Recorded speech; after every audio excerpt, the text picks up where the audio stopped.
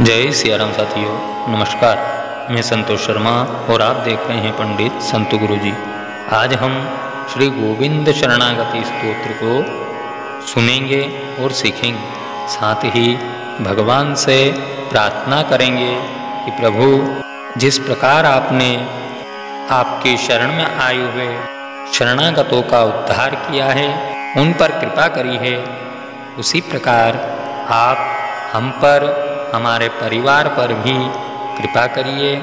हम भी आपकी शरण में आए हैं और श्रद्धापूर्वक भक्ति के साथ पूर्ण विश्वास से आपके इस पावन पुनित श्री गोविंद शरणागति स्तोत्रम का हम पाठ श्रवण कर रहे हैं, सीख रहे हैं, सुन रहे हैं, जिससे हम सभी का उद्धार हो और हम पर विशेष कृपा आपकी बनी रहे।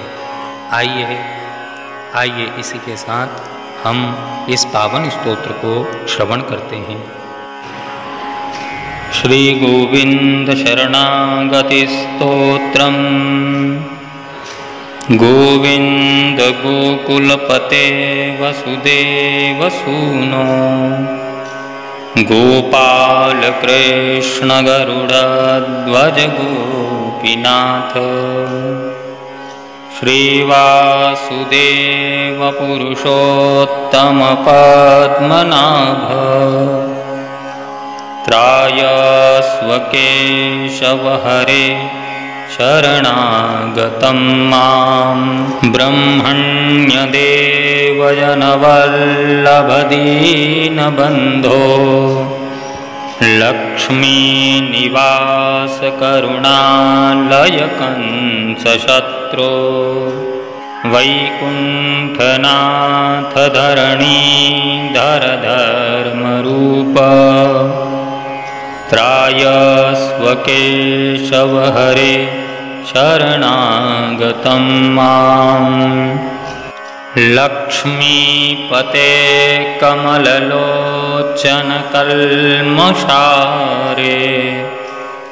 वाराहवामन जनार्दन नन्द सूनो, पीताम्बराच्युत हरे मधुकैटभारे,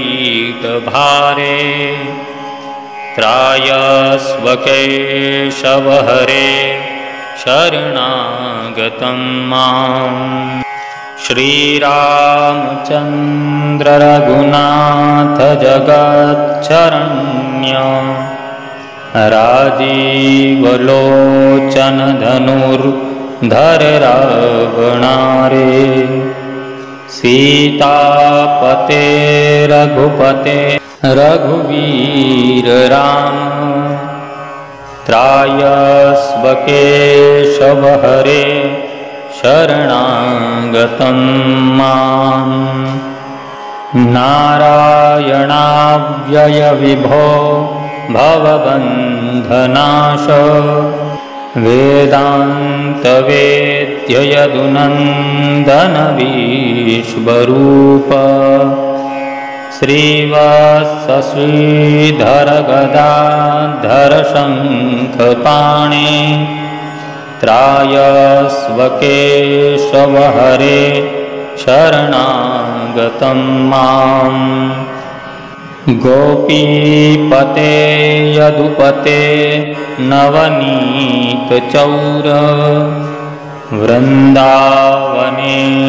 मुरली धर पद्मपाणे, गोवर्धनोद्धरणीधर मुकुन्द शौरे, त्रायस्व केशव हरे शरणागतं मां, सर्वज्ञ सर्वद शरण्य कृपा समुद्र, कारुण्यरूप कमलाकर कैटभारे, दारिद्र्य दुःख विनिवारण विश्वबन्धो, त्रायस्व केशव हरे शरणागतं माम्।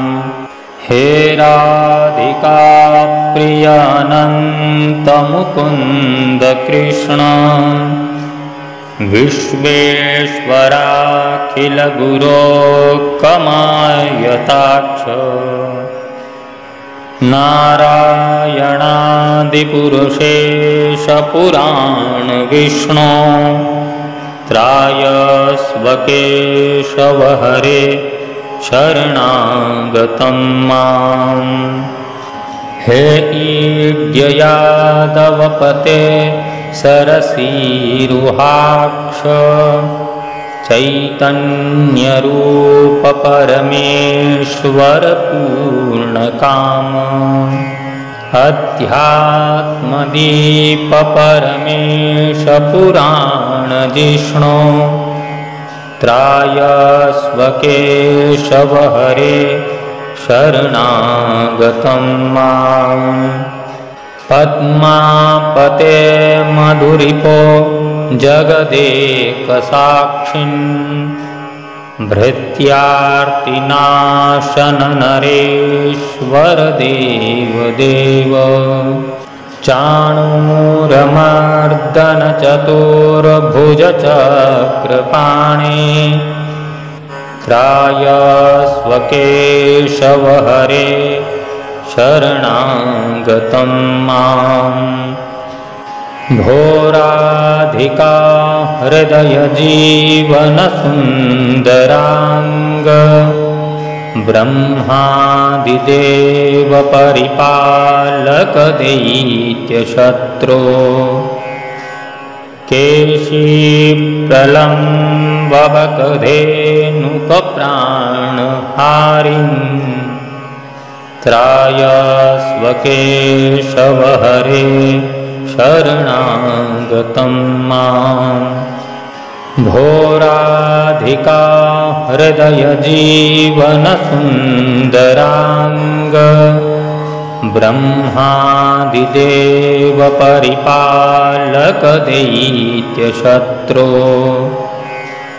केशी प्रलम्बक धेनुक प्राणहारिन् त्रायस्व केशव हरे शरणागतं माम्।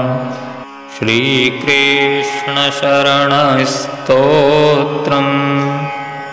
तदीयगुणसंयुतम् सर्वाशुभहरं दिव्यं पठनात् भक्तिदनृणाम्। इति श्री गोविंद शरणागति स्तोत्रं संपूर्णम्।